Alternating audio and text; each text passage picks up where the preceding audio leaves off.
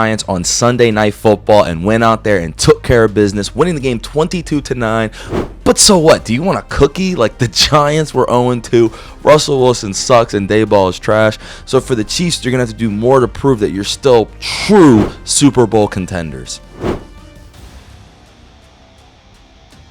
Obviously, the Chiefs are still Super Bowl contenders. I'm not saying that they're automatically wiped away from two tough losses to two teams that, by the way, are 3-0. In the Chargers, they lost 27-21 opening week in Brazil, where Worthy gets hurt and there's no Rashee Rice. And last week against the Eagles, again, no Worthy, no Rice, and they lose by 3 games at home. Now, as an Eagle fan, I will tell you they were cheating a lot of the game, but we were false starting and cheating on the tush push. So if you want to say that evens out, sure, you're wrong, but sure.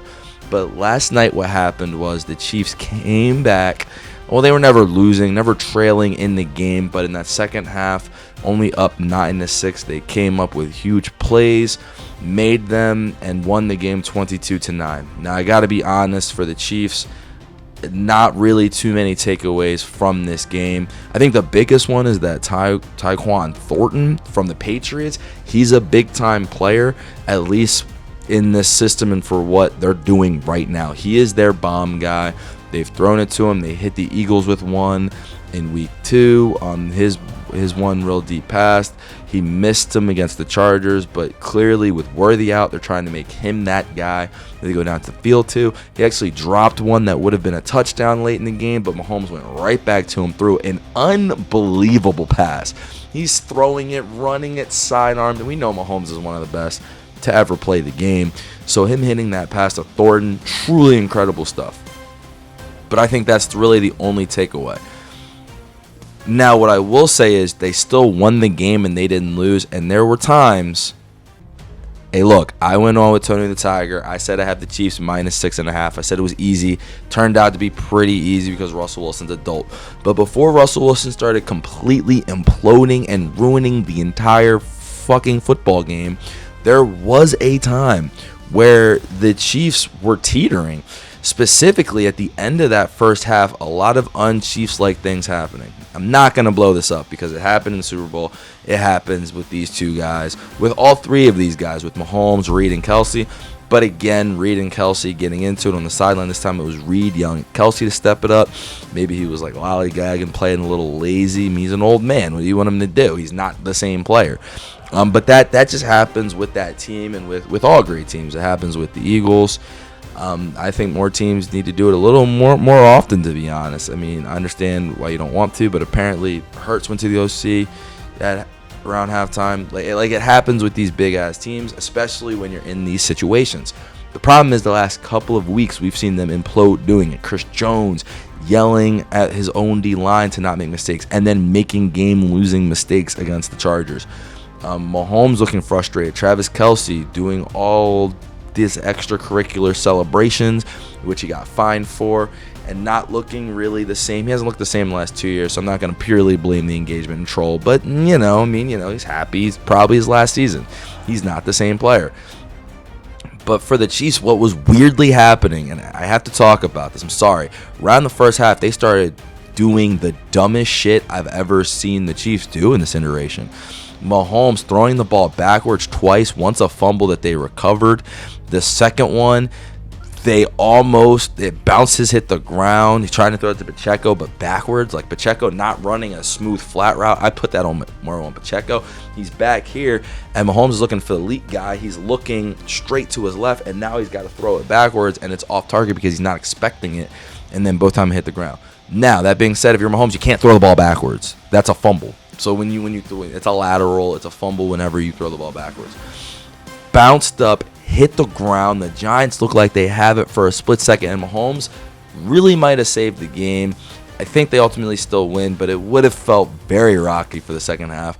But he comes out, strips him, makes the play, takes points off the board. Later, the defense making big plays the entire game. They get a huge stop. I mean, Russell Wilson, dude's just trying to throw it up to Malik Neighbors for no reason. And the Chiefs end up getting a pick because of it. I want to make sure, see if I can get this guy's name. I believe, yes, it was Jalen Watson who got that interception because it was in the end zone. And shout out to Chris Wallace. He got the other interception off of a tip. But yeah, he kept forcing it to Neighbors, and he just didn't have the strength to do it. And the Chiefs, to their credit, they were not going to let Steve Spagnuolo is a great defensive coordinator. They were not going to let Malik Neighbors beat them. No way, no how. They double teamed him deep. Every time there was a deep shot, anytime anyone ran deep, they saw the Cowboys film, don't let them throw it deep. And then what happened? The Giants imploded. But that's what they do. But there were times like dumb penalties around the first half. They are doing some, and that's what led to the Giants scoring a touchdown and tying up the game. Now they did get a blocked extra point, and right before half, after the interception from Russell Wilson, Mahomes makes a great play. He rolls out, throws one up, and what he gets is he gets a huge pass interference that led to them having to kick a field goal. All of that stuff, amazing, truly.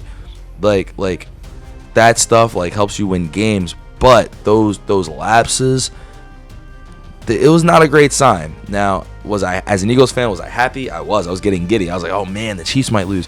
If the Cowboys and the Chiefs lose, blah, blah, blah. But they didn't do it. Now, what I will say for the Chiefs, in all honesty, Mahomes, that second half was remarkable. And the Chiefs' offense looked like it started to really get into rhythm. It really looked impressive. And I think that this is going to be a completely different team when Rashee Rice, when Worthy come back. They'll start to get bigger leads. They'll be able to explode more. I mean, the defense, it's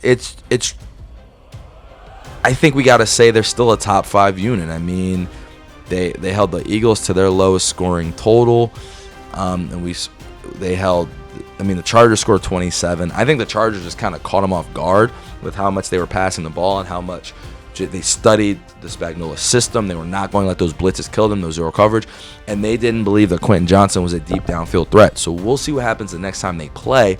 I don't think that'll be as available. Because of strategy, I think the Chiefs have one of the best defenses in the league. Now, however, what they aren't going to have in this upcoming week is Rashee Rice. Worthy, he's been noted as practice. He's been saying he's good, but they're trying to hold him out. They're really trying to play the long game here. But this upcoming week, they play the Baltimore Ravens, and that is a huge game. Because even though Mahomes started to cook, I mean, he really started to cook. Go real quick, the Mahomes numbers. You're not going to really see through the numbers. 226 total yards, 1 touchdown, 0 interceptions, only 22 for 37. But again, saving him not having a turnover because he went and fought to get the ball back, that was incredible. And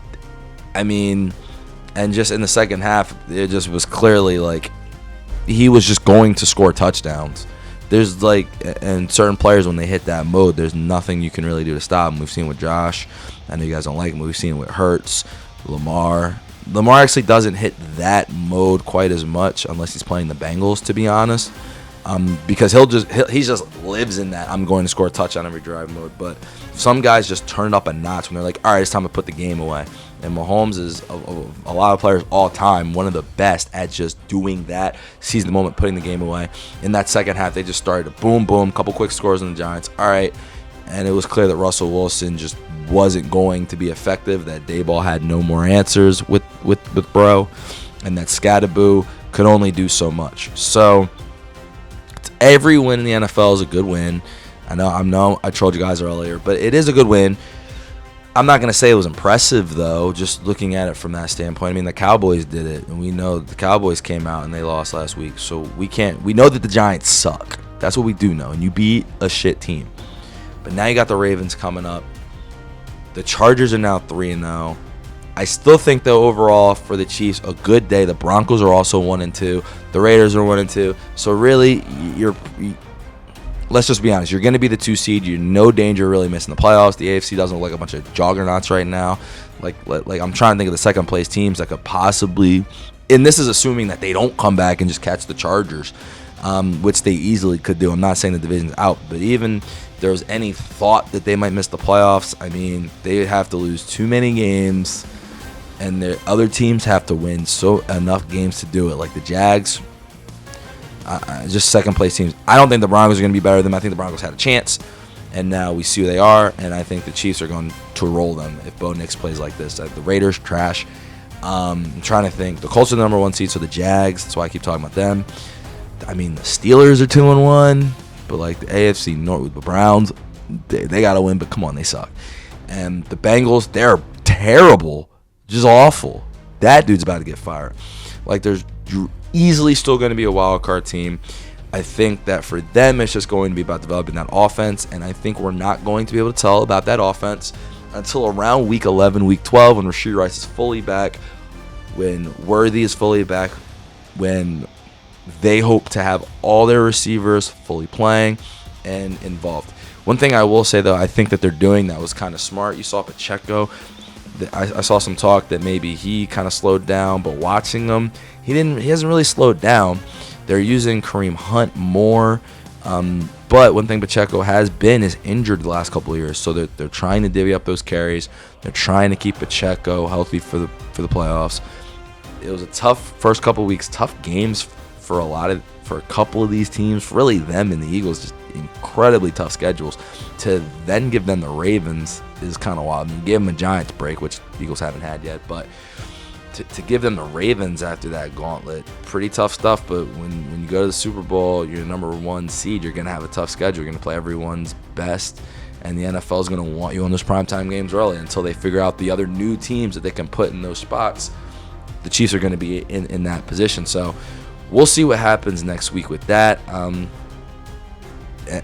I think we're going to find out a lot more really about that defense. Because the offense, even if they struggle next week, I can't really blame them. They don't have their receivers. But I think we are going to learn a lot more about that defense against Lamar Jackson, Derrick Henry, and them. And that's going to be one hell of a game. And I'm so excited to watch Chiefs-Ravens next week.